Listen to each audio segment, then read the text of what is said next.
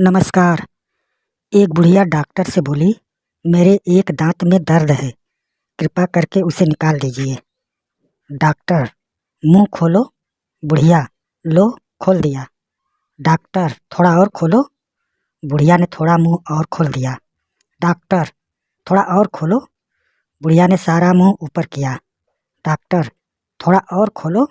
बुढ़िया गुस्से में बोली, क्या मुंह में बैठकर ही दांत निकालने का विचार है?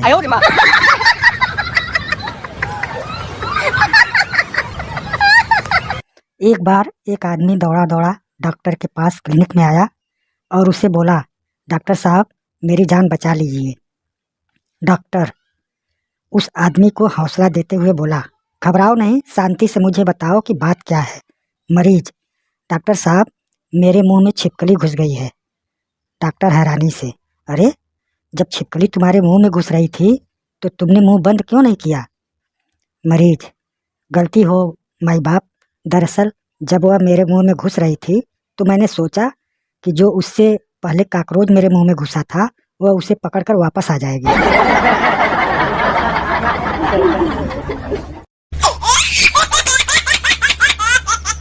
एक आदमी लंगड़ाता हुआ आ रहा था। उसे देखकर दो डॉक्टर आपस में झगड़ने लगते हैं। पहला डॉक्टर, लगता है उसके पैर की हड्डी टूट गई है। दूसरा डॉक्टर, लगता है उसका अंगूठा टूट गया है। दोनों में काफ़ी बहस हो रही होती है तो तीसरा डॉक्टर बोलता है, चलो उससे ही पूछ लेते हैं। डॉक्टर, क्या तुम्हारे पैर की हड्डी टूट गई है? व्यक्ति, नहीं, मेरी चप्पल टूटी हुई है।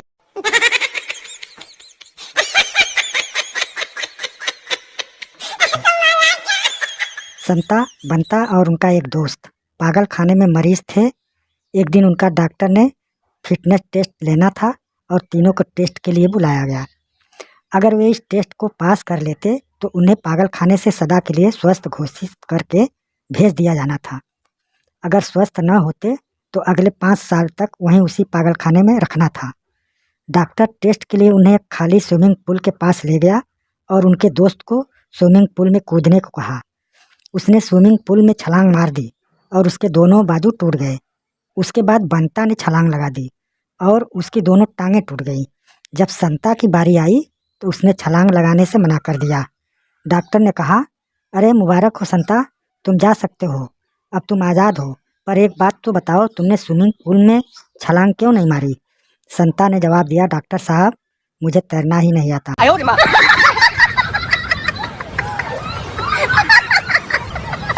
एक डॉक्टर के क्लिनिक के बाहर मरीजों की भीड़ लगी थी।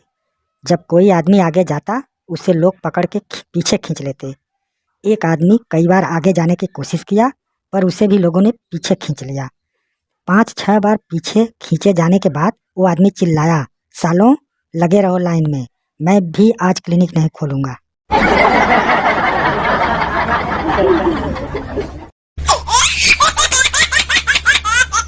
एक आदमी डॉक्टर के पास गया और डॉक्टर से कहा, डॉक्टर साहब, मुझे लगता है कि मेरी बीवी को सुनने में कुछ समस्या है।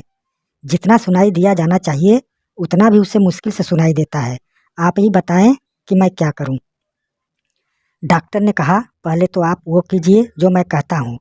जब आपकी बीवी रसोई में खाना बना रही हो तो आप 15 कदम दूर से उनसे कुछ पूछना। अगर वो जवाब न दे तो थोड़ा पास जाकर फिर वही बात पूछना जब तक वो जवाब न दें। वह अपने घर गया। उसने देखा कि उसकी बीवी रसोई में खाना पका रही है।